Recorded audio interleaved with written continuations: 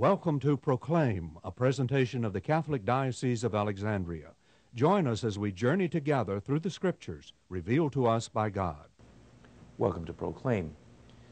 Again, as we find Jesus responding to either questions, criticism, or comments, it's not a very organized series of thoughts. It's almost as though they were thoughts that were randomly picked and thrown that don't seem to connect easily with one another.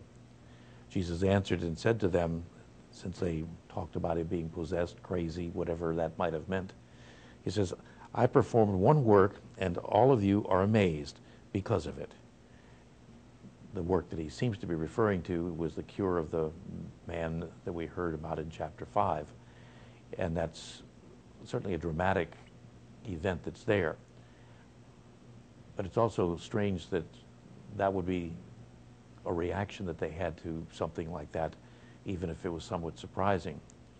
And then he goes on, Moses gave you circumcision, not that it comes from Moses, but rather from the patriarchs, and you circumcise a man on the Sabbath. Again, a totally different thought, not only about circumcision, but it's bringing up something on the Sabbath because, again, Jesus' cure was on the Sabbath. And that may be the ultimate link that the author wants us to see, even though it's not expressed in great clarity. And so the idea that even as important as the law was, there was a provision that if a person was born on the Sabbath, then that male had to be circumcised on the Sabbath, and that was considered work that was prohibited by the law. This program was brought to you by the Knights of Columbus Councils.